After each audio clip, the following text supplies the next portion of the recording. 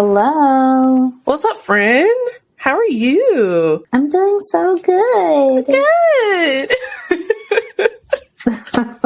I wish y'all could see her face. She ain't playing with me. Anyway, as always, I'm Ashleigh. And I'm Toniah. You're listening to another episode of Hue I Do, the podcast that is talking to our favorite internet cousins.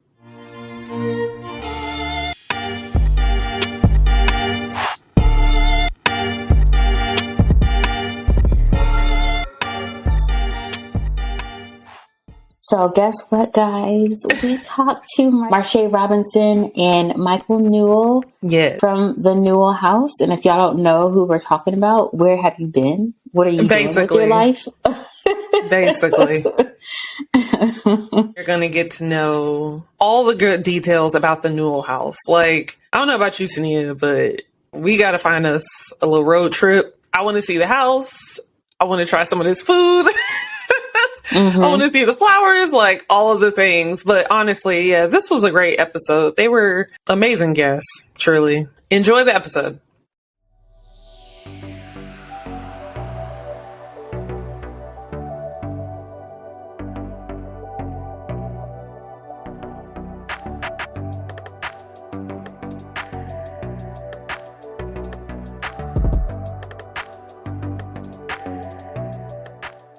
We have two very special guests with us today. Guests, would you like to introduce yourselves? I'll go first. My name is Michael Newell. We live in Raleigh. We opened a wedding venue right outside of Greensboro, North Carolina, in Pleasant Garden, North Carolina. I'm an attorney, also a restaurant owner, and now we are venue owners, and we're trying to make it all come full circle. I'm Marche Robinson. I'm married to Michaels. I live in Raleigh with Michael and our dog, and I am also an attorney, and for 10 years, I worked in clinical trial research, negotiating agreements for clinical research. In November 2020, I became a full-time content creator and also started working on the venue project and launched a haircare line in May 2022. Y'all have been booked and busy. Yeah, we got a lot. Booked and busy. Y'all are goals though, because and I know people just throw out that word, but for real, because every time we look around, it's like y'all are doing amazing things, and it's just I want to be like y'all when I grow up. So no, but I don't know. Also, I know. We see us both yawning we I don't even want to go up the stairs and try to make this flow work. No, but I love how you all I feel like y'all take us on a journey. Yeah. So from start to finish, I feel like y'all take us with y'all. So yes, we appreciate that. Yeah. No problem. Mm-hmm. It's not just wake up one day and it's oh, okay. It's we feel like we've been with y'all throughout basically every step. Yeah. Mm-hmm. Yeah. We had our first sip and see event September 24th. And it was so nice because there were a lot of brides, and couples that wanted to get married. But we had a lot of people come who've been following online and they just wanted to see it. And knowing that they've seen it from the beginning, like we have. Right. And, can really appreciate the journey and the, transformation of the house. That was great. Oh, that's awesome. Yeah. I have a few friends where we've all been following the journey of the house, being built. And it's when y'all would drop updates, it's did you see, they got the floors in or they started painting? We're all really excited. And we're in Atlanta, so we're Atlanta adjacent. So it's not we're that close. I mean, we're close enough, but and all of these people too are also already married. So it's not we're planning a wedding in the, near time, anytime soon, but we know folks that may, so. Yeah, you can do a vow renewal. I was about to say that. We just had my mother-in-law's 80th birthday, and it was huge party that was basically on the level of a wedding. So, anything you can think of. Definitely birthday parties and everything. Oh, I didn't know. The photos were so pretty from from your mother-in-law's birthday party. I was like, oh my gosh, outside with the tent and just the food looked good, the vibes looked good, everything just looked like it was a time. I loved it. Yeah, it was. It was a great time. Perfect. Well, we're gonna go into this or that now, because we have. I feel maybe a lot of not a lot of questions, but let's get this or that out the way so we can like get into the good about the venue and whatnot. So to start, as most people know, this or that is something we play every single week. It's where you choose between one option or the other and you explain why. And because y'all are our special guests, we're going to let you go first. So because Michael started first, Michael, you go first.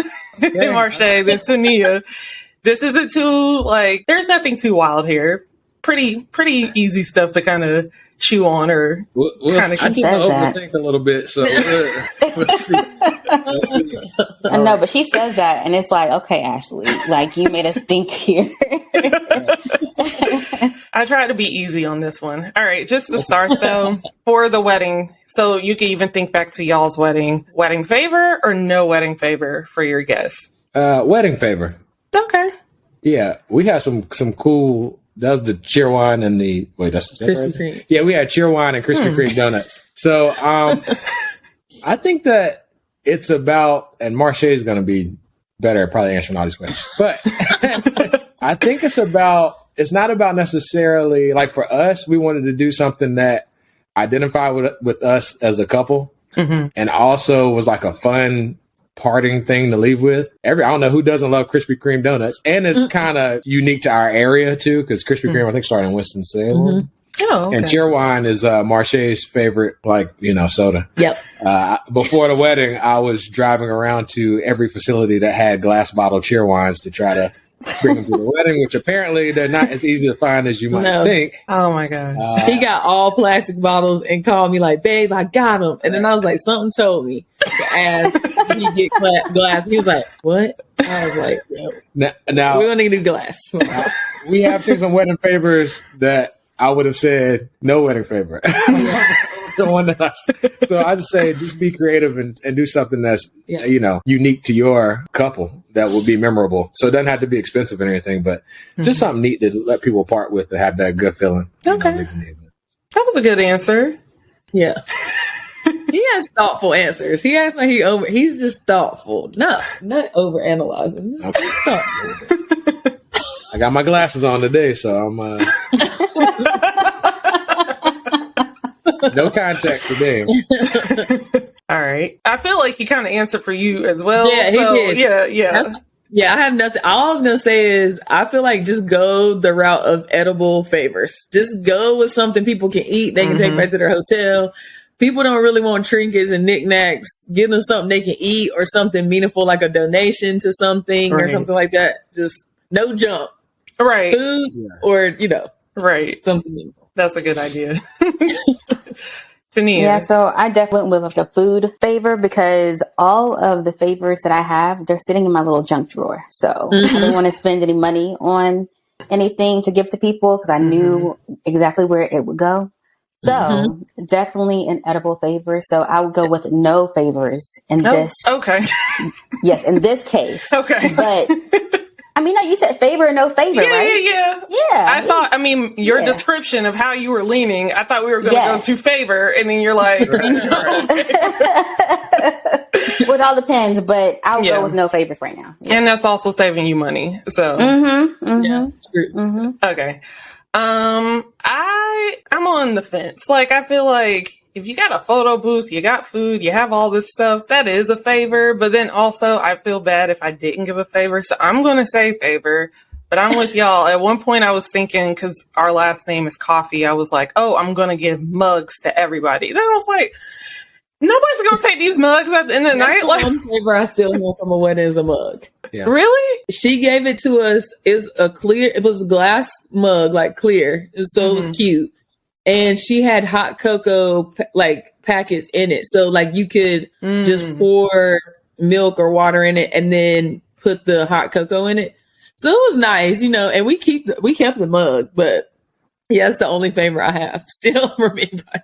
I do agree. If people have been eating and drinking and in the photo booth, I definitely wouldn't feel bad about them not getting favors. That's definitely one of the things you can cut if you try to cut. I wouldn't feel bad. Basically. Cut out some things. All right. So round 2, kind of on theme with what we're talking about tonight. So you're in business together with your spouse. So Toniah, think about being in business with Brandon. I wouldn't, but I know, but would you prefer to go in business together and have a photo booth company or a rental company? It's funny because we thought about doing a rental company. Yeah, I was going to say, you know the answer to this because we thought about doing it. So when we got married, a lot of the stuff we wanted to rent was easier to buy. Like, and the margins on buying it versus renting it, it just didn't make any sense. So we were like, let's just buy what we can buy, and then maybe we'll start a rental company when we get done.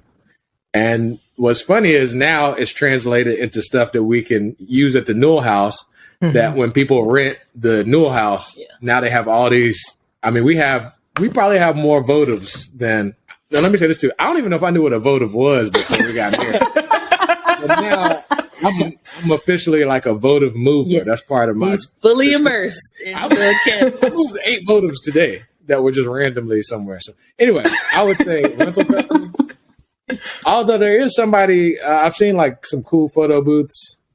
But I don't know anything about photo booths. Yeah, but rental company makes sense because you buy something one time and you get to make the money like, so many other times as long as you keep it in good manner. Because, we end up having to buy like all our hurricanes, all our chimneys, like the little clear, things that are open. And now there's a shortage because there's a glass shortage. Yeah. So we've actually had friends that needed to use them, for various things. So we're like, oh, that's nice. Like the couples won't have to worry about that when they rent. So it's the little things. It really is. When I tell y'all, like y'all are being real gracious because those things were not included in my venue. And then if you have to rent them, they're probably not cheap, No, they're not. It's hard to find just regular hurricane. Yeah. We actually could not find those at all to rent until I just bought them in bulk from like Dollar Tree had 2 sizes. Then I got like Hobby Lobby, Michael. I mean, we probably have 100 hurricanes. I'm not even gonna lie to you. Wow. Just from snatching them up for the wedding. That worked out for y'all because definitely. I'm also going to go with a rental company because I feel like everyone has a photo booth company. So I would definitely say rental. No, but it's also hard to find a really, really good company, like with nice chairs and, so I would say a rental company because we would treat all of our stuff really, really nicely and we would charge nicely as well. That's true. No, I'm with y'all. I'm rental company too. For the same reason. Everybody now has a photo booth company. It's like 2020 was the year that everybody decided, like, let me buy a 360 booth. And like, what am I going to do? How am I going to be competitive there? But with rentals, you could just like find stuff, pick it up, add it to your, inventory, and then that could set you could apart. Buy couches and anything. chairs and tables, vintage pieces that are like one of a kind. It's probably more fun to do that too because you're constantly you can be looking curating and stuff. If you like doing that anyway, then that could be fun to agree. Exactly. And there's so many things you could get. Like you could lean vintage and just be completely vintage, or I don't know, like. We're evolving beyond just the gold chargers, that standard like gold charger and like throne chairs.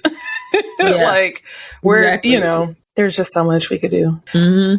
Well, round 3. All right. What would you say is the most important feature, or of the two, what's your preference of a favorite feature in a venue? The get ready suite or the space for the cocktail hour? I know my answer. All right. The getting ready suite. Okay. Why? I will say because from our personal experience, we love the venue we got married at, but they had a groom suite and a bridal suite. The bridal suite was like 2 large rooms connected. It was like super nice. It was plenty of space for us. I mean, I had 5 bridesmaids. I guess if you had more than that, it could be a little bit cramped. For his groom suite, it was 1 room for him and all his guys. And it was like a couch. And it was right across the hall from us. And both of those suites shared 1 bathroom. Ooh. And my thing is, I'm like, you spend just as much time in your getting ready suite as you do more time in your getting ready suite than even your cocktail hour space. Right. Because cocktail hour ideally is actually an hour. I know people who like to make it 2 and 3 hours and not have no food, but ideally it's an hour that you spend in there. So I'm like, if I'm spending all morning, I want to be comfortable in my getting ready suite. I don't want to worry about running into my groom or whoever I'm marrying. Mm-hmm. I want to have a comfortable bathroom accommodations, so I feel like they always throw the grooms in the closet. They do. And then like the bridal suite usually is okay. But yeah, that was something we really focused on with the Newell House, like the groom's suite or the lounge. We call it like the dressing lounge, MacArthur lounge after Michael's dad. Is like everyone likes that room the best in the house. And that's where like grooms would get ready or one of the bridal parties would get ready. So. All right, so the groom suite / MacArthur lounge and the Newell House is ridiculous. So it's got everything. It's great. I love it a lot. I would say I would probably use that room during the cocktail hour too. It's just by the nature of how it looks. It has like a speakeasy feel, like you're in like a cool bar. So I would say the cocktail hour. Also because when we got ready, I basically was in the closet. And because I survived it, it makes you stronger. I lived through it, so and I really enjoyed the cocktail hour. And our cocktail hour space. I love that so much too. So when I'm just thinking about the day itself, just because the guests get to experience it too, I got to say the cocktail hour space. Okay, that was sweet. That's a good answer. I'm also going to say the get ready suite because, I spent probably 8 hours prior to my wedding in that suite. Yeah. It was probably 8. Yeah, I think so. Because we got there really early. Yeah. But you really, really need to, be comfortable, and I feel like I didn't even get to see my cocktail hour. And so, so I'm going to think about myself. I'll think about myself. I mean, really. Versus your guess. Basically. I mean, but it's your day. So I think it's fine for you to prioritize the get ready suite. Yeah. That's my answer. I'm exactly with you, Marche. I need a bathroom. I need a private bathroom. I don't need to be by where he is. I need my own space, and I need space, not because some of these get ready, these bridal suites are like a closet with a couch, whereas the groom side is like a chair. Or a little Bluetooth speaker or something. And it's okay, y'all weren't expecting them to be here anyway. Or y'all were expecting them to stay in the hotel.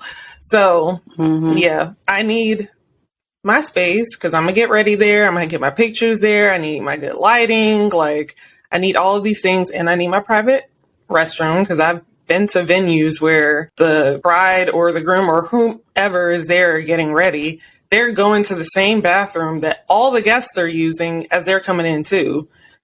Yeah. I just don't like that. That don't sit right with me. Yeah. So, yeah. Okay. So round 4, this should be a little complicated. Maybe not. I don't know. But for a date night, would you prefer to sit courtside at a basketball game, then head to a speakeasy for a nightcap? Or would you prefer? You this dream. You don't even make it the second one. What else? Yeah, what else is there in life to do?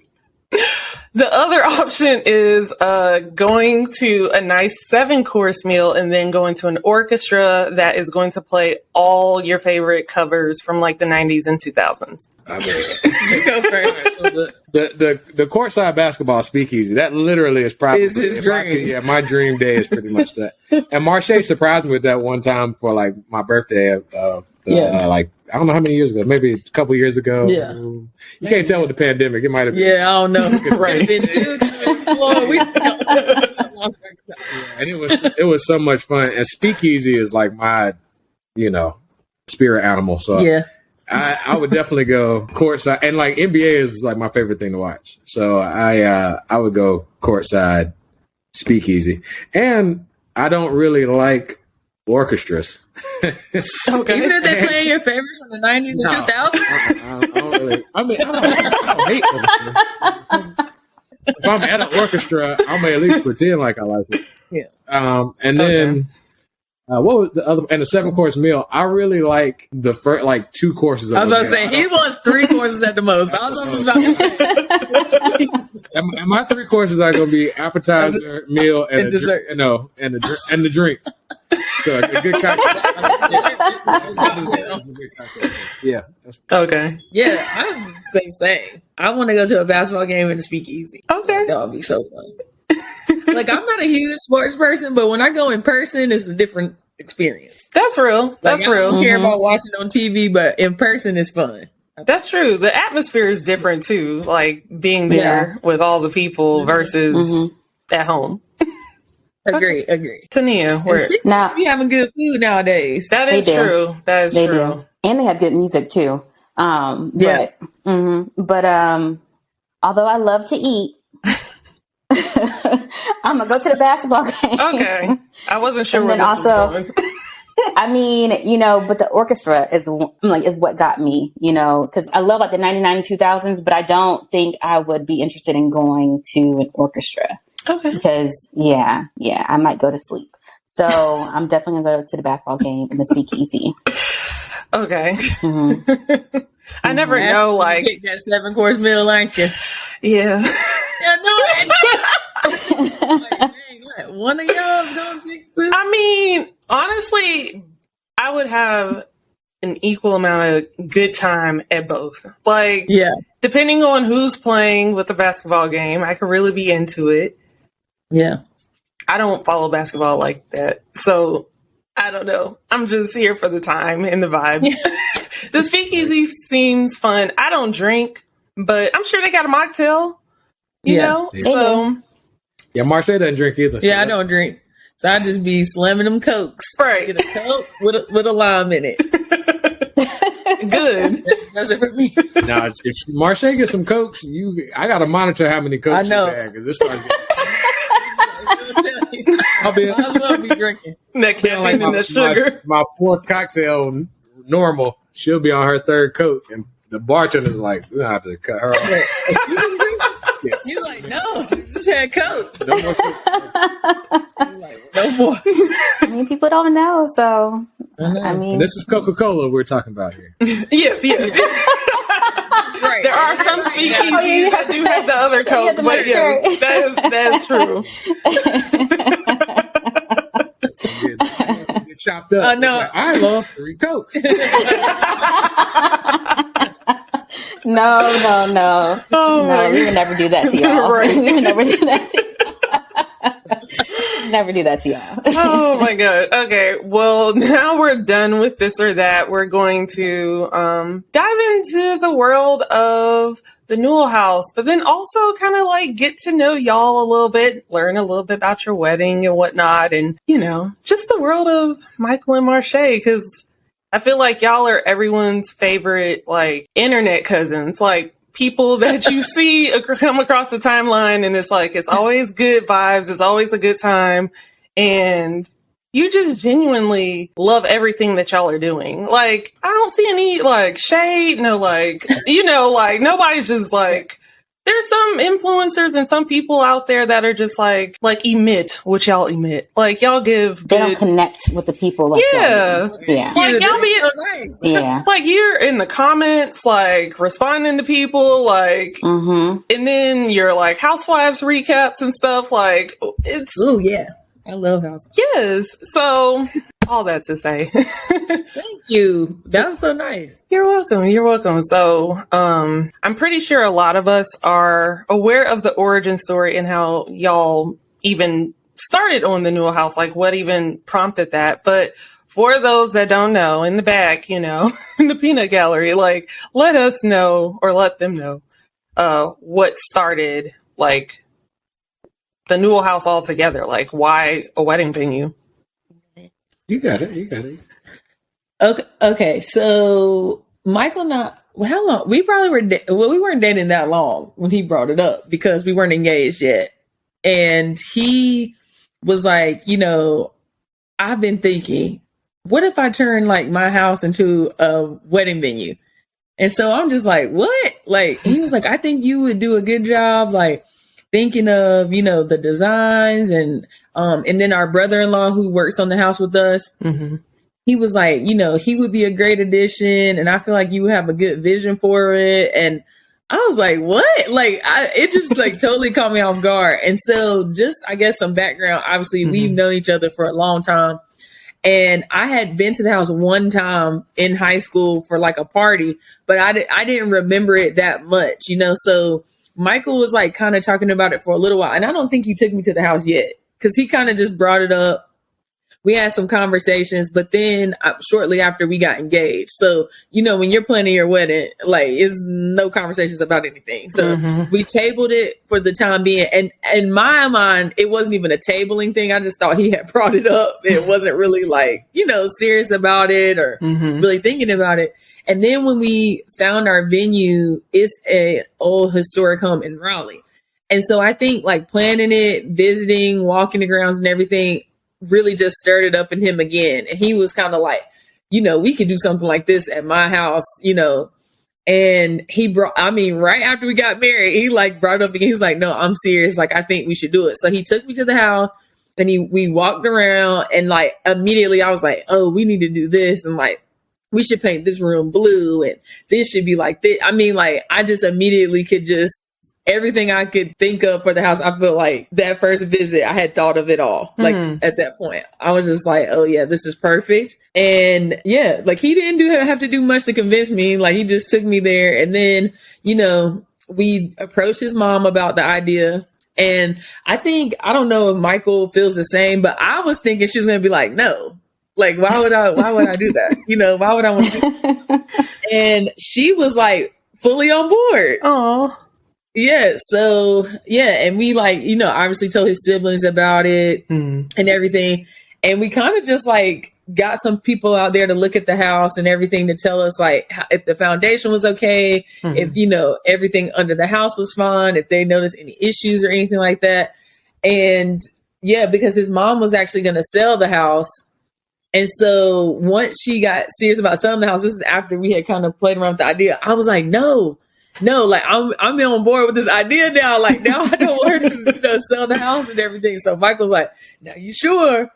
Because, if we go through it, this is a full project. Like y'all seen it before. He's like, this is a full project. Like top to bottom, we're going to have to like renovate this house. And so I was like, yes, like let's do it. And then I think once we made the commitment to do it, like, we obviously started the renovation and everything. And now here we are. Well, maybe just a little bit of background. So I'm the youngest of 6 kids. Yeah. As soon as I was born, I came back to that house. So that's the only house I knew growing up. Right when I was going to college, my dad passed away. And then it was just my mom in that giant house. And, all the kids were out and I was in college. And from that point forward, the house, in some ways, it just kind of became like it went from being a positive to slowly becoming like an albatross. Like it's so big and you got to decide what you want to do with it. And then my mom also had to make that decision for herself. And she loved the house. So the idea of selling it to a stranger was not really that appealing to her, which is part of the reason why it was still there, because she had already moved out years ago. So the idea just seemed like a win-win for us to purchase it and for it to still be a place that provided that legacy and to be a place that's still filled with like love and laughter and, good times. So with all that put together and Marche like fully committed, because I knew it was going to be hard. Like she's worked on some projects too, but like in opening the restaurant, like I went through a whole lot of pain opening the first restaurant and the second one. It was painful. And I was prepared for this to be even more painful because it was a bigger project. So I just wanted to make sure she was ready for that. And of course she is and was and fully capable. And I don't have any skills of visualizing how to make things and look good or always says that. I don't have any. So I knew I couldn't do what I'm bringing to the table is not a complete package, So in order for it to be that, I knew it was going to fully take this team. So even with it being an idea when we, first started dating, it was an undoable idea if it wasn't for Marche and of course Howard helping to get it all of us helping and pulling in the same direction. I think that might have answered the question. I can't remember. It did. Okay. Yeah, it did. It did. I don't know why I always just assumed that like y'all started this project, like the thought of even converting your childhood home into a venue. I thought all of that happened after y'all were married. So the fact that this was a conversation y'all had before you were even engaged, like, I know. Yeah. And then for me, when we were at the house that we got married at, every time I thought about giving them money when I had this house, it was painful. You thinking about the same. It's just painful. It's just painful. I'm like, but it's funny because every time anybody knows about this, they're like, oh yeah, it was her idea. She did. I was like, y'all, it wasn't even a thought in my mind. I'm telling you, I had been to that house one time and he brought it up. And, you know, like I said, we weren't engaged or anything like that. And I was just like, what? Like, this is so out of left field, but it was a great idea. But yeah, it was fully Michael's idea from the beginning. Wow. Well, I mean, I guess so. It was like an idea. Take your credit, babe. Take your credit. Before y'all started building it out, though, was there something that you knew, like, okay, we have to keep this, like, we have to keep this as is, or try to make a modern version of something? So there's definitely fixtures in the house that we wanted to keep. So there's a record player that was in the kitchen, like kind of like the breakfast nook. His mom, like, designed basically the house herself. Like, she thought of the floor plan, everything herself, and kind of took it to an architect, and obviously they finessed it and like made sure it was like, you know, a sound plan. But like, she picked everything in that house, like every outlet, every light, everything. And like, I feel like she did such an amazing job. And his parents were huge, like, entertainers. Like, they would have parties, they would have get-togethers. Like, I've had messages from people that like went to A&T. They're like, your like in-laws do the best parties. Like, I want to have our, like, I went there. Like, so they were like known for that. So I think it obviously lends itself well to having being a venue because they thought about the flow of an event. And so like, we wanted to modernize it, but we also wanted to keep like the feeling of it being a home and like the fact, I mean, it was in the 80s. I feel like nobody cares about keeping like 80s architecture, but she did a good job of making it classic, you know? So we definitely wanted to keep that record player, and she was definitely wanting us to keep the record player. And also there's certain plants and shrubs in the yard that she was very adamant about us keeping because they were gifts from like Michael's family. Aww. So when they bought the land, like they got, you know, different plants and shrubs and trees gifted to them from family members to plant on the property. So we made sure we kept those too, which I feel like a lot of people probably don't know, you know? Yeah. Like, for example, there's like a 30-foot magnolia tree, maybe taller. Yeah, probably taller. Yeah. It's almost almost taller than the house. I feel like it'll be. And I did not remember it being that big. It came from my grandfather in Jacksonville, North Carolina. And there's some stuff from my grandmother and my other grandfather. But even that tree, I just, like, when I was growing up, it was, I mean, it's been, 38 years it's been growing, and I hadn't lived in the house since I was 18. I mean, when I saw the scale of it, I was like, wow, I mean, that's a perfect magnolia tree, but obviously stuff like that we wouldn't touch, and it added character. And I would say too, the main thing we really did too was the spirit of each room is kind of still the same. So like the MacArthur Lounge, that was a place where when I had a party at the house, that was the main area. There was like a bar down there. Like, so my dad was having his friends, and they were just doing those types of parties. It has that speakeasy feel. So we just kind of amped it up. Everything we did, even though like that room was stripped down to the studs when we started renovating it. But it's still kind of, each room still kind of has the same spirit that it started with. Just it was kind of a party house to begin with, and we just kept that the spirit of each room, I guess I would say. I love that. Now I want to know, what is your favorite room in the house? He gonna say the lounge. Yeah. I love this room. Every time we give a tour to a couple, he like, now man, look, I love this room. They love it. The answer is definitely the MacArthur Lounge. Okay. But there are some other rooms, and I'm not going to pick them because Marche's, I think she's going to pick.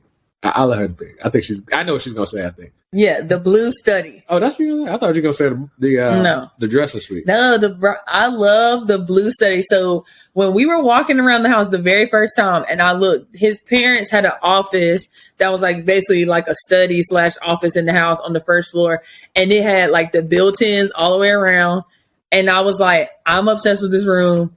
We're gonna keep the shelves. And Michael's like, you want to keep the shelves? I was like, yes, we're gonna keep the shelves. We're going to paint this room like a high gloss, light blue, and we're going to have a bar in here. And it's going to be like the shelves will be like bar backs, so you could put glassware and all that stuff on that. Like immediately, I was like, that's exactly what I want to do in this room.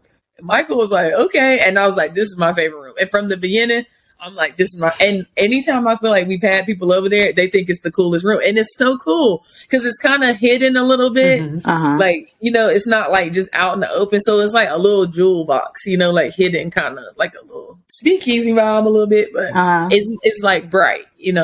It's more hidden bar vibe than, it's like, like you said, it's like a hidden gem. Yeah.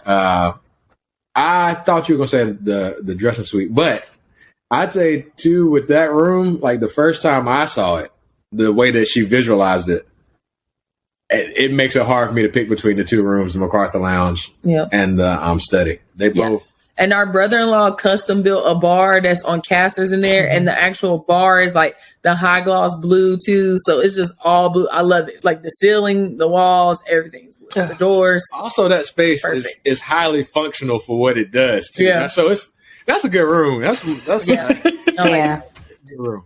That's my favorite. Are you an interior designer as well? Like, like you just need to go ahead and add that to your.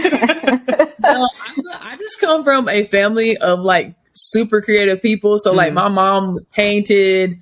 She like my aunt can like sew clothes. She knits like and crochets and sells that. And then I mean, literally everyone in my family has something that they do like that's very creative and artistic. And so like growing up, like my mom would just have all these like interior design and fashion magazines, and she would pull stuff out, and she kept binders and binders and binders of like inspo. So I feel like just looking at that, like my whole life, I just love it, you know? Oh, let me say this too about Marche. She has a ridiculous memory. Her memory is it's strangely good. So, for example, we might be doing something and she'll be like, "Oh, that reminds me of that dress in a magazine that I read in 1997 about." Like, yeah, Jennifer Lopez wore that in 2001. I'm like, what in the world? And it's like that with everything that has to do like with design. So whether it's the floor, it's like like the tile in the which is, it's hard to say the foyer is not your favorite room because it's like you walk into it's very grand, and she just has really good taste in general, but also her memory is so long. She's pulling from a catalog that feels almost like / somewhat Android to be like Android, right? At least give her Apple. Android. This iBook, whatever. I can't even. I meant like data.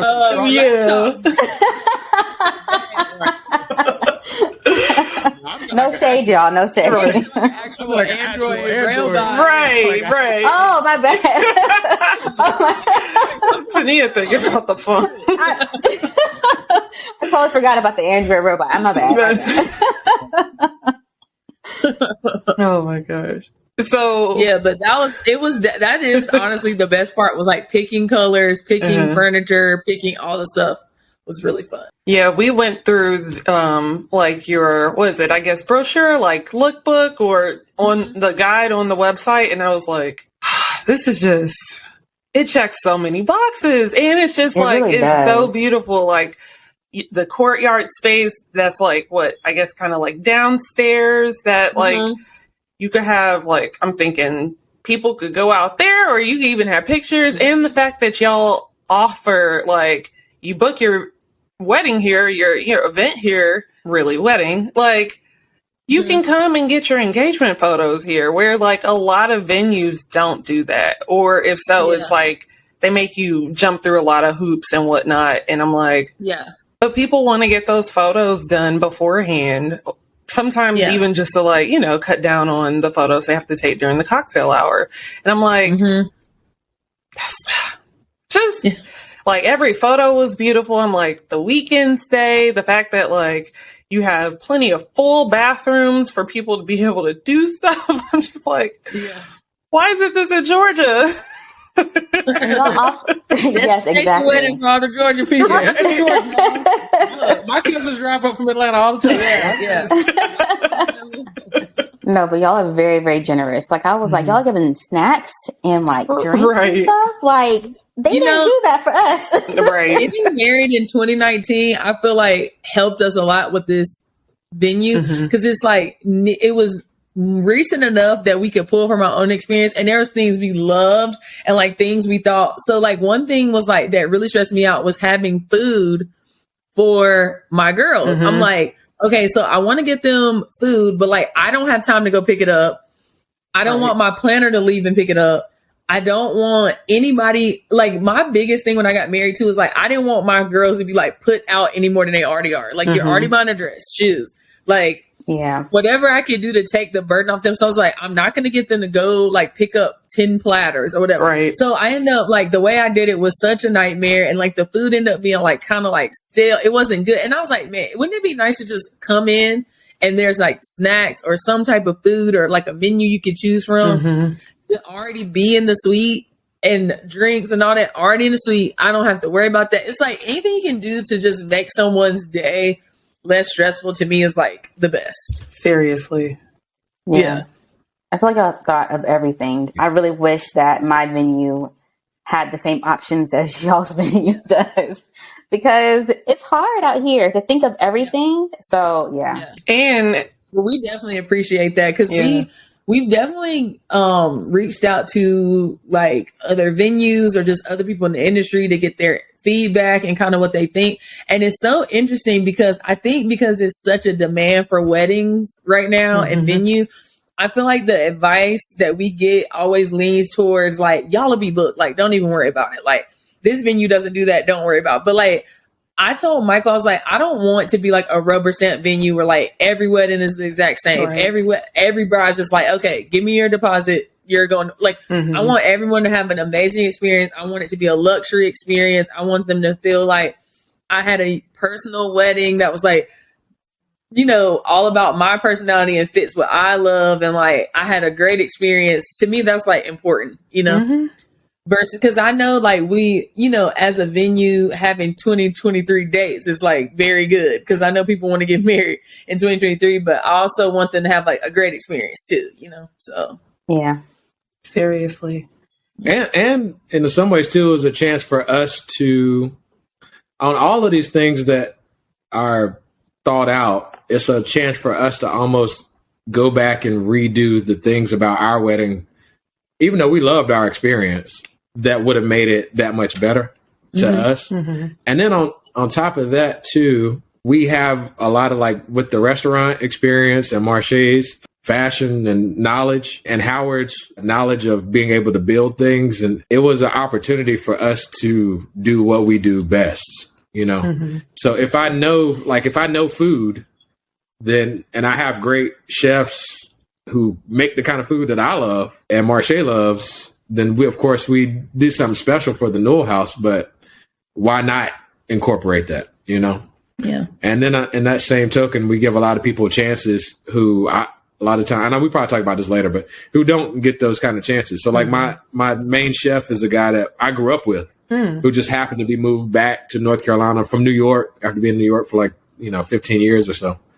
So it's just some of the stuff just timed out so well that it made sense for us to put it together and not ignore, like Marche said, a lot of people would just like do the minimum possible and get the maximum return, which obviously that sounds good, but you also want to have like longevity and you also want people to experience your venue in the way that you also feel proud of, So I think all of those things go into that as well. That makes sense. And I would say the couples that come and get married at your venue are going to be so much more appreciative, and probably even the planners, because the planners are always trying to encourage their brides. Don't forget to eat. Don't forget to do this. Like, to already think about these things beforehand. That's just like one less thing that everybody else has to, think about. And that sets it up for, okay, I got married here and then my kids are going to get married here, so then it becomes a generational thing that's not just a lot of these kind of, like you were saying, those like basically the cookie cutter venues where it's like, they don't care what they offer. They may have tables, they may not. They may have chairs, they may not. Or like I feel like our venue experiences were different, but like ultimately we would have both wanted what y'all are offering with the Newell House. I would have stayed in house. I wouldn't have gone out for food or for drinks or, like for anything. Like I would have stayed in house because you all offer everything. Y'all even offer a florist. Like, right. I wanted to ask y'all about your like in-house vendors. So like your florist and even like you were saying, the catering, like, tell us, how did you decide, like, okay, these are the people we want? You kind of already mentioned more so with the catering, but with even the florist, which Toniah, I believe you've shouted out this florist before. I did, yeah. I love her. So I was like, hey. Her work is so beautiful. Oh my gosh. So beautiful. Yeah. So it's crazy. So we actually know Adiola from, Michael went to law school with her, and we worked together my very first job out of law school in Raleigh. So we actually know her separately as well. And we ended up working at like 3 different companies together, because that's kind of how like clinical research is. Like everybody ends up working at like 2 to 3 companies together. And she was starting out, I want to say it was maybe a year before we got engaged. She had always wanted to do florals and floral design and all that. And she finally decided like to start this side hustle. And she did a couple like small weddings and stuff. And then when we got engaged, I was like, I want you to do the flowers for my wedding. And she was like, what? Like, like I have a wedding or something like that. And I was like, no, I trust you. Like, I trust you. You're creative and like you have a good eye. And you know what I'm saying? Like we were very, very like adamant about having Black vendors, because where we got married, they had like no Black vendors on their vendor list. I think they had one, which is a makeup artist, which is our florist sister. So who's really great, right? Who I had already planned to use anyway. But I was like, look, every vendor that we don't have to get off this list is about to be, because we already knew the videographer we wanted. We already knew the photographer. They were all already friends of ours. So I was like, yeah, I want you to do the flowers. And we met and I told her everything I wanted. And she is so funny. Like she tells me to this day, she's like, I was really like, she's going to stop being my friend because I'm going to let her down, because this is like the most flowers she had done, because she was just starting out. Yeah. And I was like, look, you'll never have your first wedding if nobody gives you a chance. True. I mean, that's how you have to start your portfolio, And like ever since then, she's been like booked and busy. Y'all see, like she's so good. She's so creative. She just did the florals for my mother-in-law, his mom's birthday party. They were insane. Like he was taking down the like greenery that she did. And he's like, I don't know how she did this. Like he was on ladders, like swinging from the tent, like to get stuff up. That stuff down. I was like, I don't know. Marche said it. It was me and Howard. And it took both of us. Yeah. And we were literally like, I don't know how. Yeah. It would, outside of having the ability to fly, that she was able to put this right. He's like, it's outrageous. I don't understand. Yeah, but she's great. And like we click so well. And I was like, okay, so when we were first talking about the house, I'm like, what are some things that we can offer to make the house more unique or the experience more unique? And so I realized like we were getting a lot of inquiries from the jump from brides like out of state, or brides that wanted like a quick turnaround wedding.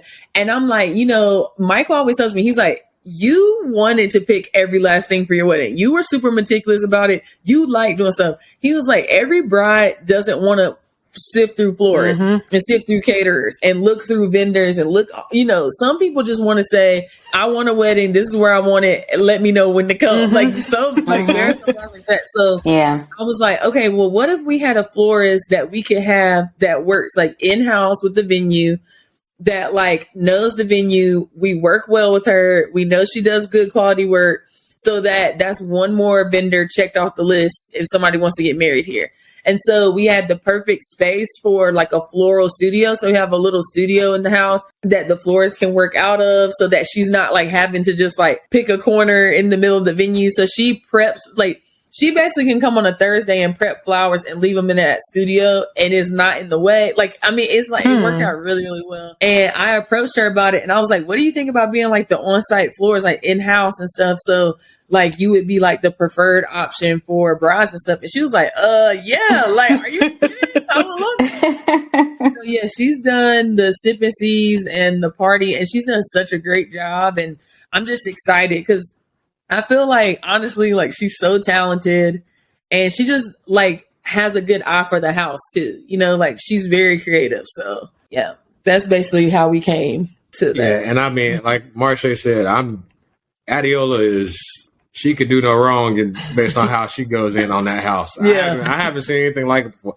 I don't know so much about florals, but I know that those are the best. Yeah.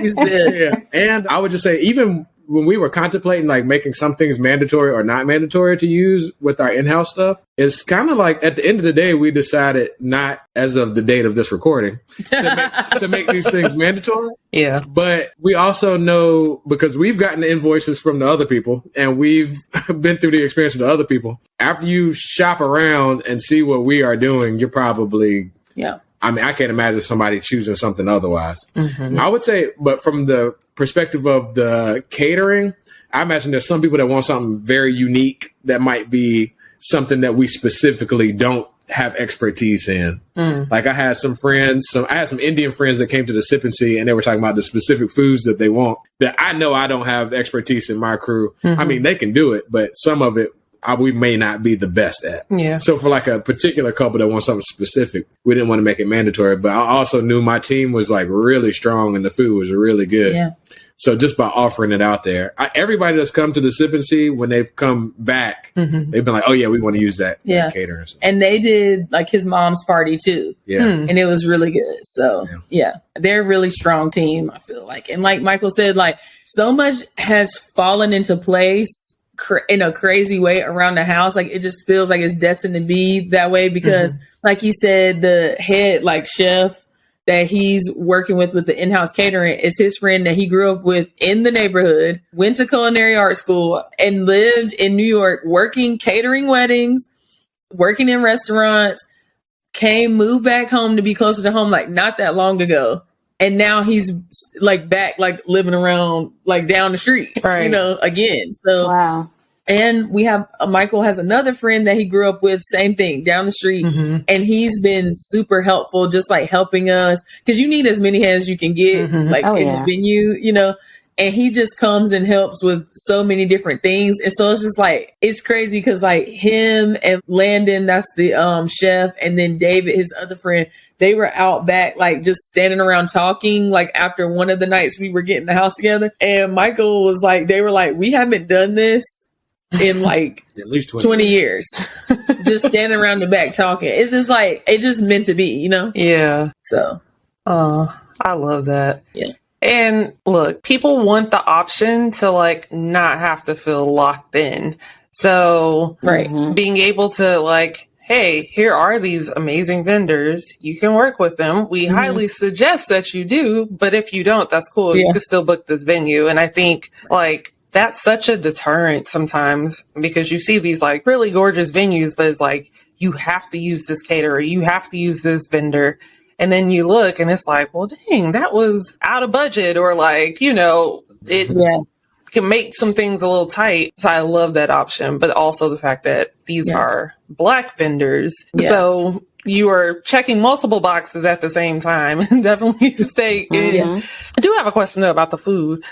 So what would you say is probably your favorite thing you've tasted? Because when I was looking at the brochure, I saw the pecan pie, chicken and waffles, and I was like, wait. We had that at the first sip and see. People thought it was so good. I love pecan pie and I love chicken and waffles, so I need to know.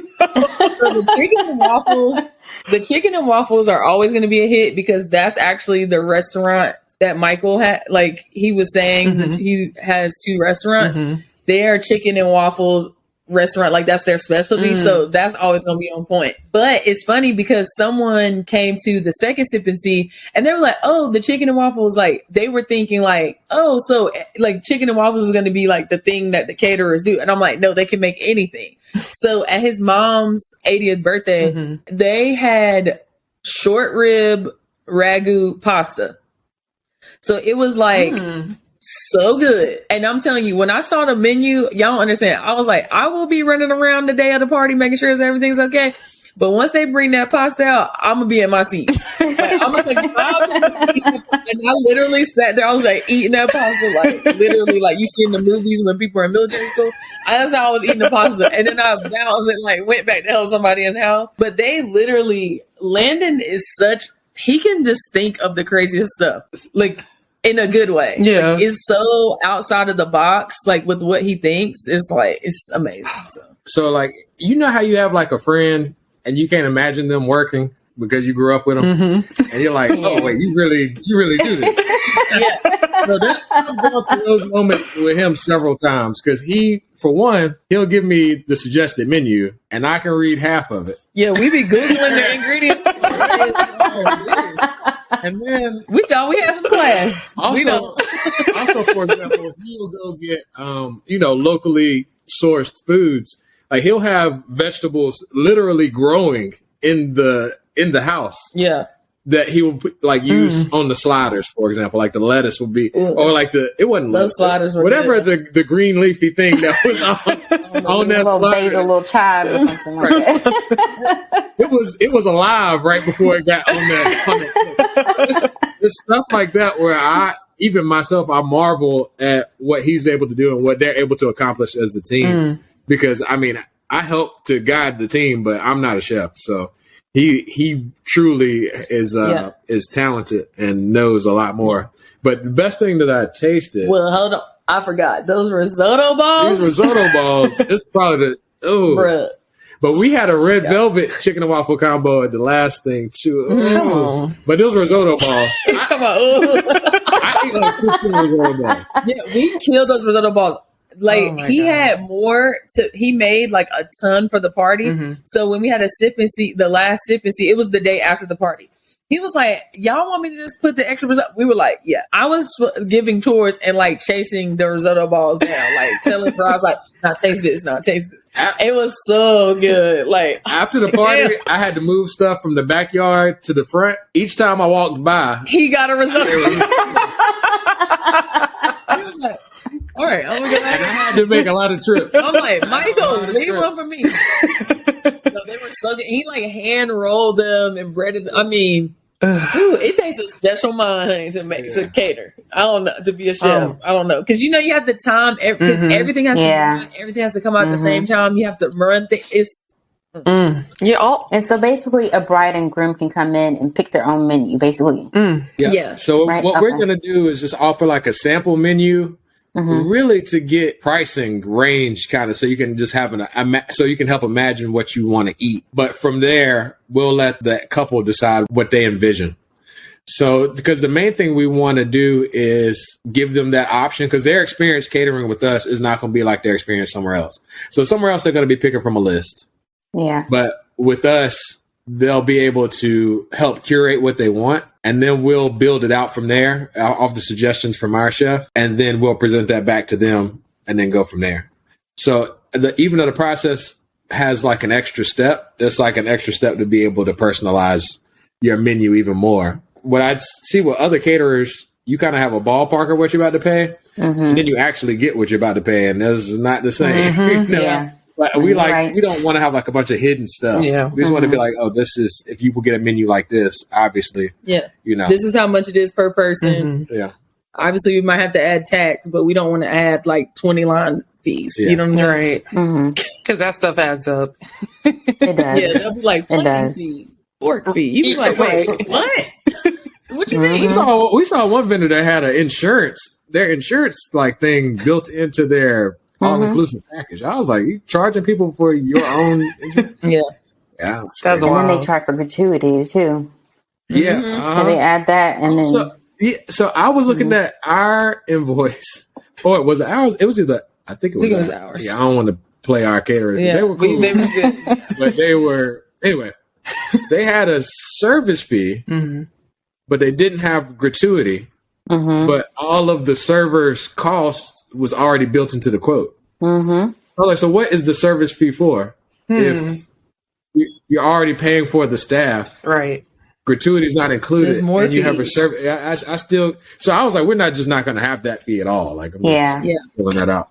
No, I feel like that's their tip, just in case you don't give a tip. So, Exactly. you know, yeah. And who's to say they're going to give all that to the staff? They may give part of that. Exactly. It was 30%. Yeah, so they're going to keep So I was like, geez, that's a interesting cost to not be specifics for anything. Weddings just cost so much. Yeah. Like, It really does. I was like, you will literally go to a DJ and be like, yo, can you DJ a house party? They'd be like, yeah, $500. Then you be like, can you DJ this wedding? They'll be like, yeah, $5,000. I'm like, wait, it's the same thing. Like, it's the same. I'm literally asking you the same thing, but it's just because it's a wedding. People know they can charge so much.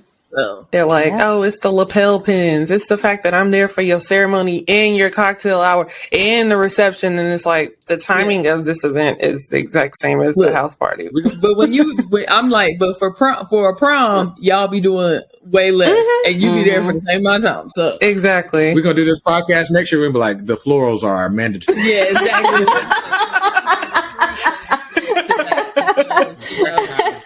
The service does cost more. The usage.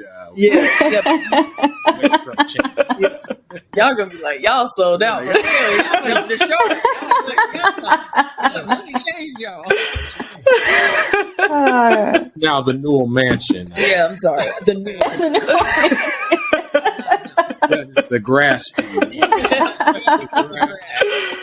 They're gonna be like, is this Airbnb? Like, y'all can't wear heels to the house. Y'all have to take your heels off. Right. Yeah. Oh, you won't be Oh my God. So going slowly into kind of about your wedding, and we've touched on this a little bit, but what experiences from your wedding that you were like, okay, if I did this over, I would do this instead? I would have got married at the Newell House. That's all. Honestly, that's all I say. Honestly, I wouldn't probably change anything. Okay. Like, so I think we can comfortably say that because we didn't get married that long ago. Maybe if we got married like a longer time ago, we probably would change. Only thing is, like, I feel like I probably would choose like a different dress now, just because I feel like, you just like different things. But yeah, it's nothing that I don't like. I really tried, and it's funny. I really was like, let me make this wedding as classic as possible, because I never want to look back and be like, oh, why did I do this? Because it's so funny. Like, I chose the very first dress I tried on. I had seen it online. I was like, I want this dress. And one thing about me, like, I love fashion. Like, I love clothes. But Michael will tell you, I'm very decisive. Like, I don't like to be, like, when girls be like, I tried on 100 wedding dress, I would die. Like, I'm not trying on 100 wedding dress. So I tried on the first one. And my mom was like, you can't get the first one. You got to try on another one. So I tried on this other gown that was super, like, to me, like, more fashion forward and like more unique and everything. And I tried it on and I loved it. But I was like, Mom, I'm going to look back at the photos and be like, I hate this dress because it's so trendy, and it's so, like, it's one of those dresses, like, I've seen other people with it. And it's like, that dress, right? Because it's like so unique, I guess. But yeah, I just tried to, with our florals and everything like that, just make sure that everything was classic and timeless. And the biggest thing I feel like for us was we wanted good music and good food. And we had both. And it was so funny because obviously he's a restaurateur, so everyone expects good food, but I am greedy and I'm known to be greedy. And so, I had so many people come to me at the wedding and was like, man, I told people I knew it was gonna be the best reception food I ever had. It's your wedding. And I was like, yup, you knew that. I was gonna feed y'all. Y'all already knew. So yeah, I feel maybe if we could change anything, we would have got married on a Saturday. No, I like Sunday. I like Sunday, but we didn't have any choice because we wanted to get married in October at our venue, and all they had was 2 Sundays. The reason why I like Sunday was because the first night it turned into a full wedding weekend. True. So the first night we had our like gathering, and that was super fun. I wouldn't want to move that to Thursday. And then our rehearsal dinner stuff, we did that on Saturday, and that was really fun. Yeah. And then so it really made the whole weekend feel like it just ended at a perfect time. So I like Sunday. I would say all the things that I would have changed about the wedding, we changed them like within 2 weeks of the wedding. so like there was some, like, for example, we drove off in a classic car. Yeah. And there was a different car that we originally picked, but it like the dude's car broke down or something. The Wednesday before our wedding, right. I'm outside in the rain getting more hurricanes. Okay. I went to Home Goods because I freaked. I was like, I don't think we have enough hurricane, and we definitely already had enough, but you know how it is. Yeah. So like I'm at Home Goods coming back to my car. It is pouring like thunderstorm raining. So I'm already freaking out because we chose October in North Carolina because the weather is usually perfect, sunny, cool, whatever. It had been raining all week, thunderstorming. Tried to get in my car is just dead. My battery is dead. No. He comes to pick me up, and while I'm in the car, I'm listening to a voicemail from the guy saying his car is broken down and he can no longer he doesn't think we'll be able to do our getaway. And also, if it rains, we can't do the getaway anyway because it's a classic car and you can't wash those with water. So I was like, okay, well, then what we gonna do? And then we end up finding one, like, this guy in Durham ended up having like the same car but in white, like, and let Michael test drive it like the day before the wedding. He was like, this guy should have let me rent this car because I was jerking and everything. Let's say I practice drove this thing 35 times.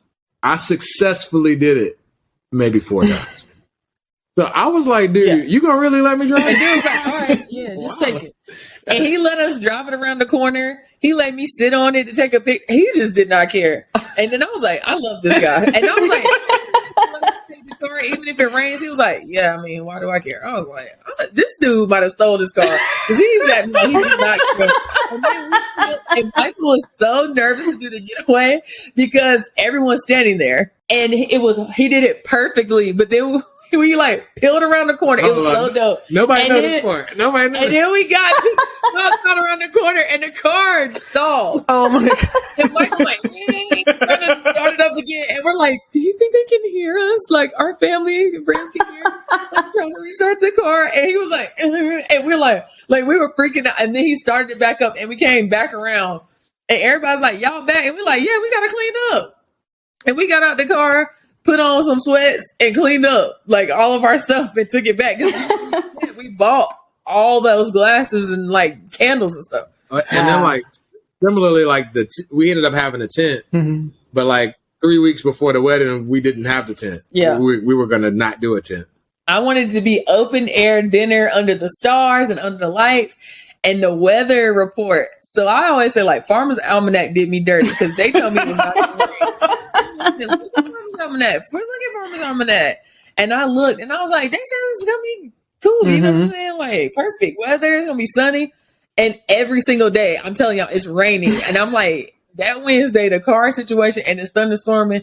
And the guy's like, it's looking like it's going to rain. I'm like, it could not rain. Like, please. And so I want to say, like, 3 days before, Michael is like, Marche, if we don't have a tent and we can't have dinner outside and we have to go to our rain plan, how will you feel? Mm-hmm. And I was like, devastated. He said, okay, so we need a tent. Like, why are you acting crazy? It actually worked out great because the couple that got married there on the Saturday before us had the same tent. It was like a clear top tent. And because it was storming, and so it actually didn't rain at all, like maybe like 3 hours before we got married to the rest of the day. But because it had been raining basically that whole week, rained that Saturday, and it was windy, all the leaves were getting blown around and they were blown onto the tent instead of onto the ground. So we were still able to eat outside. The clear tent was amazing. They were able to put heaters in the tent. And we still got that like open air vibe. And everyone talks about how cool that tent was. So I was like, all right, then. So in short, like if you would change anything, we were able to change them right before the wedding. So that we looked out for real, because I'm glad he was like, okay, we need to get the tent, Marche. Like, you're going to be devastated because it's going to rain. Even if it wasn't going to rain, it was going to be wet and leaves everywhere. Yeah. It was not going to be the vibe I was looking for. Ooh, that worked out for y'all. Yeah. We did. Would you do a vow renewal?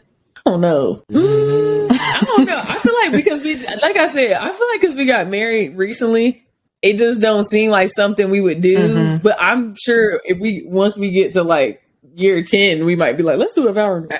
But I would truly feel like I had my dream wedding though. See, that's the thing. I feel like if you have the dream wedding that you want at the time, I just kind of feel like, I don't know if I'll do a vow renewal. I can't imagine doing anything else other than what we're doing right now. So if you were like, would you drive to the store and get a Snickers bar? I'd be like, man, I can't even imagine.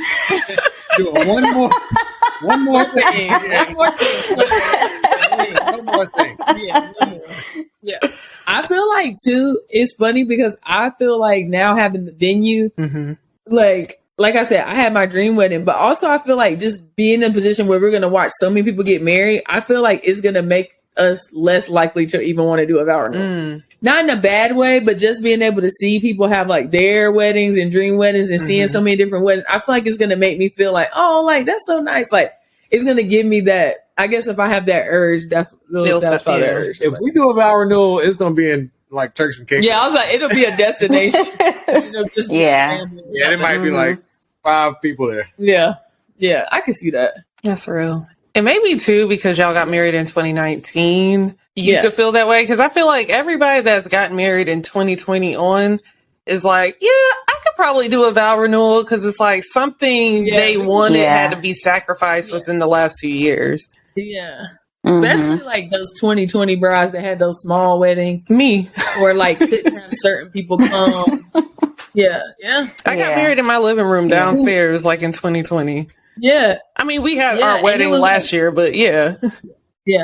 And honestly, I truly love the small weddings like that I see and stuff like that, like the intimate weddings. I think it's so cool. But it's also like, if that's not what you initially wanted, though, you're probably going to always feel like you're going to want to do a vow renewal. So I definitely feel like more people are going to do vow renewals or do like delayed receptions or something like that. Yeah. So that just benefits y'all even more.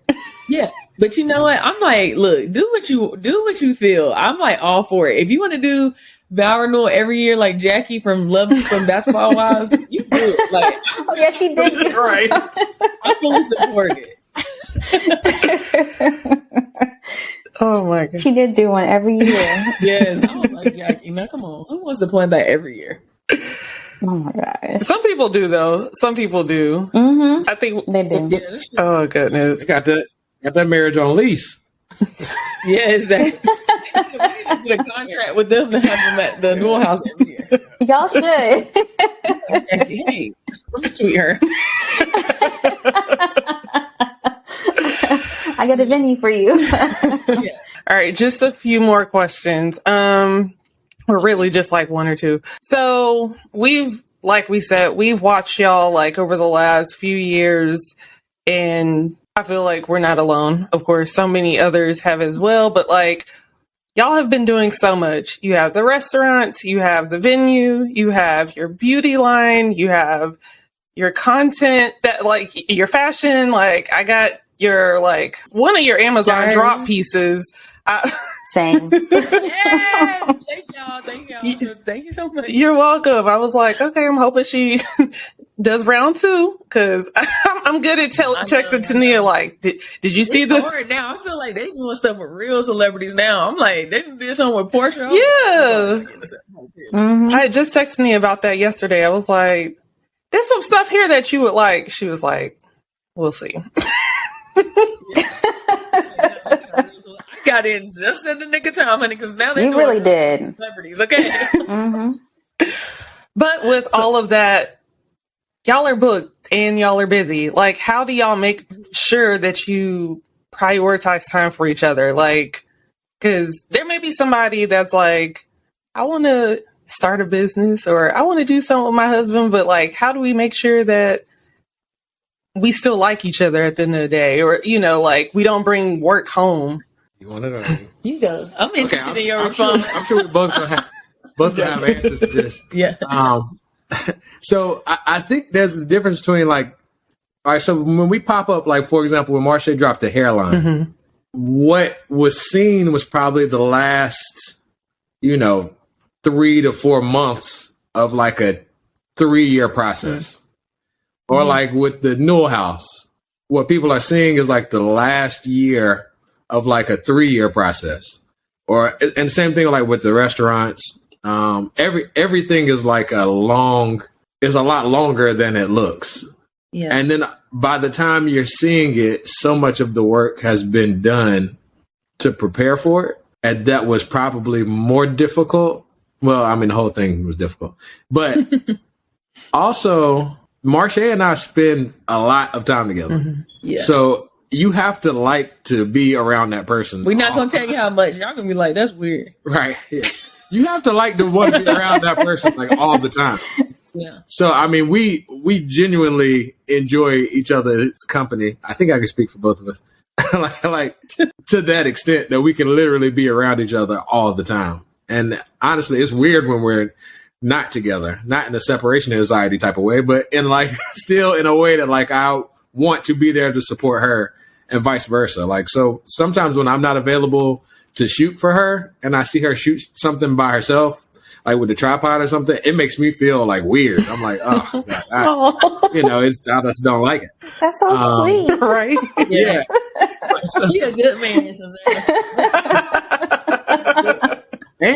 And I'll say this too, like if we weren't doing what we're doing, I don't know what we would be doing otherwise. Yeah. We spend a lot of time working on these projects, but I wouldn't be otherwise like playing basketball or reading a book or or anything. Like, I don't really. Yeah. You read books, but you listen to audio books. But even when I'm listening to audiobooks, I want to listen to audiobook while I'm doing something else. Marche is very active. And she's always, her mind is always turning, and same for me. So I would just say for us, it's just kind of like a way of life for us to be together and to be not waste time. Like it's just don't like just having an idle wasted time, Yeah. But it helps that you know somebody and really like them. That's You can't just take a relationship where if you don't like to be around each other all the time. And you're trying to start a business where you're going to be around each other all the time, then that's not going to work. Yeah. Yeah, I agree. And I was just going to say too, like when Michael said like, he really can't picture us doing anything else. Like, I agree. Like, how you do something, you just feel like this is what I'm meant to do. Like I feel like the hair care is like, I'm meant to do that. Like, it's so many reasons why I feel like this is something I'm meant to do. Content creation. Being a blogger is the longest job I've ever had, and I did it, now I'm blessed that I'm able to do it as a career, but I did it for way longer, not making a dime than I did making money because I just genuinely love sharing fashion and beauty and just, writing out my thoughts and connecting with community and stuff. And even like the Newell House, like Michael said, like it fits everybody's strength. Like, and I think that's the thing too, is that we respect each other. I feel like you have to respect the other person. Like, even if we don't agree with something, because we've had things that even with like the Newell House that maybe we don't see eye to eye on, but like we respect each other. And like, I never want to carry like something over that we disagree about in the Newell House to like our personal life and be like, now I'm giving you the silent treatment because you don't like this shade of blue that I want for this room, like, so I think just definitely like having the respect, like Michael said, just genuinely, I feel like we just genuinely have a good chemistry and connection and really just like each other. And we've been friends for our whole lives almost anyway, so I feel like that helps. And then definitely like when I tell people all the time, like when you work with your spouse or a friend, just focus on your lane and your strength. Like when it comes to certain things, like he's not going to bother me about a decision that I think we should make design wise for the house. He's like, whatever you think, I support it. And I feel the same way with him. Like with the catering, I'm just kind of like, you decide. Like, I completely trust you. You have the restaurants, like, I don't, you know, so I'm just kind of like, that's your lane. And I like feel like that's your thing. And I feel like when you try to overlap it too much, or you want to be like a part of every single thing, like that's when you have conflict, and that's when you get burnt out, you know? So it's just important to like delegate and be clear of the boundaries. I feel like when you work together, and be appreciative. Like every time he takes photos of me, like I always thank him. I'm just like, thank you so much. Like, because he really is taking his time out to do something for me. Like, I know we're married and I make income from it, but he's still taking the time out of his busy day to do it for me, you know? Yeah. So. And I send invoices after each of the. No, he does not.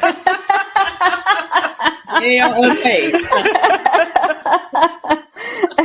But the part about leaving stuff at work versus bringing it home, we never bring home any negative energy, but we don't really have that much negative energy. But we don't leave work at work. So I would say, well, not just like if we have a disagreement at work. Yeah, I'm saying we're not going to be fighting about it. Yes. But we're not going to fight. We're not going to really fight about anything in general. But if I'm just sitting around and I have an idea, I'm not going to table it until tomorrow. Yeah. You know what I mean? I got to talk about it right there. That's our toxic trait. Is that we going to work. We don't have no cutoff. Like, you know, it's like after I get off this phone, I will be doing like 2 work assignments I have to do. You know, it's just like, it's never going to be a done. Yeah. But that's what, when you're an entrepreneur, like you just don't. It's your life. If you don't do it, nobody else is going to do it. So. Yeah. So. Exactly. So do you have any advice for couples out there who want to start their business or who want to get married at the Newell House? Do you have any advice for them? Hit us up if you want to get married at the Newell House. We have our website. It's thenewell.house. Sorry, y'all. It was already on newellhouse.com. I know. I'm not finna pay y'all for it. But we're also working with someone to like make it easily searchable and stuff like that. Because I feel like you can find our Instagram, but the website is like kind of hard to find. So we're gonna get that in order. But that's our website, and we have an inquiry form there. And we love for you to fill that out because it asks like your wedding date, what your vibe is for your wedding, when you want to come tour, how many guests. Like, it just helps us get to know you better so that we can like, you know, get the ball rolling. And, you know, obviously we're on Instagram too, if people want to catch up and see those behind the scenes videos. And we definitely share a lot of content and plan to continue to share content when we have events and just other things that we're doing at the house.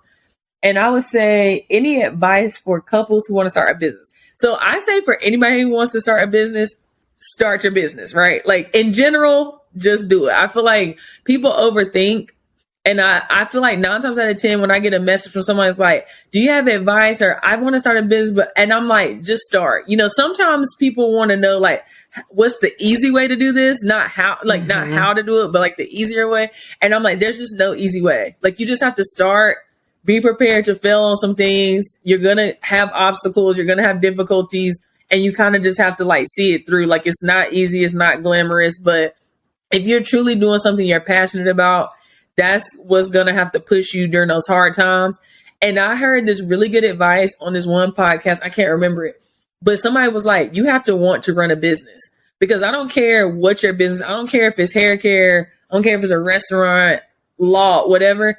All of it requires you to do that stuff you don't want to do. Like calling behind somebody and following up. Or if you have people, like it may cause you may have to hire people, you may have to fire people, and you might not want to do that. But that's all a part of having a business.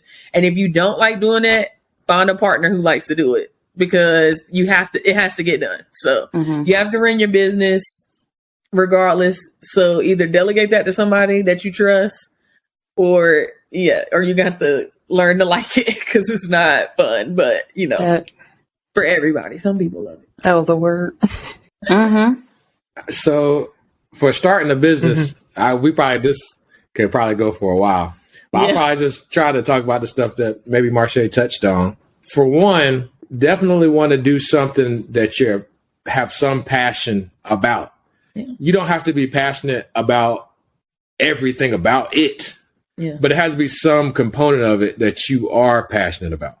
So like, for example, restaurant stuff, I'm passionate about the people that I work with, and I'm passionate about the people that work for us. But I'm not a chef, so I love food, but food wasn't my life before it. You know what I mean? So, but I'm passionate about what we do. But if you don't have that passion, then it's not going to work. And then I would say for sure, figure out how your business idea makes money. I get a whole lot of people that have a whole bunch of ideas and they, just pitching ideas. I'm like, yeah, but how does that generate money? And I think sometimes people just have like a cool idea, but it doesn't generate money. Right. So it's no reason to do it. And last, if you're going to be an entrepreneur and you're thinking about doing something that's going to be easier than your present job, you might as well just toss it out the window, because it's not going to be, if it is easier, then you're probably doing something wrong. It's going to be way harder. So you just got to know if you're the type of person that can handle that. Are you the type of person that when it hits 5 o'clock, you want to punch that clock and be done for the day, which I totally get, some days where I feel like, man, that would be nice to do today. Right. But I just can't, so if you're the type of person that thrives off of that, you can't anticipate having that same lifestyle after you decide to start a business of any kind of, because you're going to have to work it, you're going to have to learn it. And and the things you think, I mean, what's that thing when you think but you have no idea or something like that? Anyway, that's what it feels like. Right. Yeah, that was empty. Yeah. Dating myself. I remember. You're right. even with this project, for example, it really is the culmination of several projects that I've worked on personally. It's like the restaurant knowledge. I didn't know where it was going to assist me again in the future. But then on this project, it's helped so much. Yeah. And like Marche's studying of fashion and her knowledge of the things, especially the things that she likes and the things that she knows other people will like. Like if she wasn't doing the venue, that knowledge is just there, waiting to be utilized. So anyway, I guess saying something for sure, something that you're passionate about, figure out how it makes money and then build it out from there. Yeah. Something he said at the end actually reminded me of something else, is like, treat every opportunity like a learning experience, because I think like sometimes we have, and I feel like it goes back and forth, but like sometimes we have this mentality that like, if I have a full-time job and my side hustle, I hate this full-time job. This job doesn't mean anything to me. I'm just trying to get this side hustle. So, I've written my blog for over 11 years. I've had full-time jobs the entire time, basically until November 2020. And I had like terrible jobs. I had jobs where I was like, I hate this job, like whatever, I'm not learning. But every single job I've ever had, I have pulled knowledge from there, or I've found myself referencing back. So like I had this one job that I thought was going to be my dream job, and it was legit a nightmare. And I was just like, God, like, why am I in this job? I hate it. But when I had to start doing a lot of the work, like leading up to launching the haircare, so talking to vendors, like trying to work on like getting it approved in other countries to sell and stuff like that, I pulled so much knowledge from that other job that I was like, okay, so every experience is a learning experience. And if you are starting a job, 9 times out of 10 is going to be a side hustle. So while you're in your main job, treat your main job like the first invest in your company. I always say that the money you make in that job will fund your company. The knowledge you get from that job can potentially help you with a task. So just learn everything you can. Never take any situation for granted, because you never know like when you'll have to pull from that situation for like something in your business. So I feel like I've had to for every single job. It's crazy. I feel like I'm currently there. Yes. I know how it feels when you're on the cusp and you like, I want to quit this job, but you're not quite at the point where you can do it comfortably. So you just be checked out. So Marche, I know y'all like this podcast supposed to be. You're good. Well, no, I saw an hour and 20 minutes. Yeah. So, there was a time where Marche was working in clinical research, and she was working crazy anyway. So, and when she was done at 5 o'clock, she didn't punch the clock and stop thinking about it. She punched the clock and keep thinking about it. And then she'll be like, well, I'm just going to do some extra work. So going into tomorrow, I'm extra prepared, and they'll appreciate that. And then she do the extra work, come to the meeting. They're like, we don't appreciate this. Cause now you've made these other people look bad. They don't really want you to do more. Your coworkers may not. So I was like, if you work for yourself as hard as you gonna work this job anyway, you might as well just work for yourself. So if you're that kind of person where you're not gonna punch the clock, even if you could punch the clock, then that's probably a good sign that you might be able to handle being an entrepreneur. Yeah. He was like, just go and quit your job. And I was like, okay, I'm and then I did. And I was like, I'm gonna give myself a year because just not having a steady paycheck is very scary. Yeah. But then the thing about it is like 3 months after I left, they got rid of my whole department. Like corporate America is not as stable as we like to think it is in our minds, you know? And so I was like, I'm gonna give myself a year. If like this doesn't work out, I can always go back. I got 10 years of experience. I know I can come back. But here I am, and hopefully I don't have to ever come back. But you know, I'm not too proud. You know, I will go back. Hopefully I don't. Right. Nah, I feel that so much. I'm in that stage. All those recent tech layoffs and whatnot. It's definitely that hit home, and not just me, like former coworkers, friends from like previous jobs. I was just telling Toniah, like before we started recording, that like people from the job before the job or the last job, like people are getting let go. People are like transitioning into other spaces. And I'm like, for me, I feel like this is just my opportunity to really lean more into the spaces that I really just enjoy, including this podcast, but like places where I know this stuff like the back of my hand. And like y'all were saying, once we're done with this episode, I have about like 3-4 more hours of some stuff I'm going to be, working on. So I felt that. If no one else did, that's I did. That grind. Everybody's not doing that. That's the thing. Like that's what separates people. Like Michael said, if you willing to do that work and get it done, and I know there's issues with grind culture. Like I'm not trying to say grind it out all the time, but doing what's necessary is really what it takes. Because I mean, the week leading up to the Sip and See, we were at the venue because we don't live in Pleasant Garden. We live about an hour and 15 minutes away. And every night that week leading up to the Sip and See, we would get to the venue early in the morning and we would leave at like 2 or 3 a.m. And I mean, we would be there the entire time, like getting furniture set up, touching up paint, like making sure the contractors did what they're supposed to do. And I mean, that was every single night we would stand around and eat. I would just order food for us and like the guys helping it. We would just stand around and eat and get back to work and then go home, sleep, wake right back up and do it again. And then give those tours to people working off of like no sleep. So it's like, everybody doesn't want to do that. And that's fine, but that's what it took for us to have the Sip and See when we scheduled it. So, just having that, like that attitude, like I'm gonna do what I gotta do is really, really important. Y'all just got a lot of gems right there. So thank you. Yes. Thank you so much for sharing your knowledge with us. Like this extra long episode. Oh no, it's okay. It's okay. We've gone like 2 hours before. So okay. Yeah, so you're all good.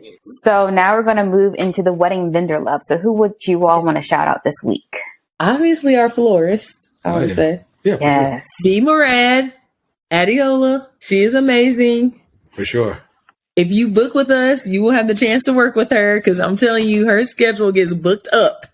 Yep. So she is amazing. True. So we have 2 friends that are married, Quardine and Kendra. They have the Night Studio photography and they do videography based in Greensboro. They will also be on our vendor list. They're amazing. They did our engagement photos in Paris. We went. It was amazing. They're just great. They're great to work with. They hustle. Quardine will be on the ground rolling around to get your photos. That's what you need. Yes.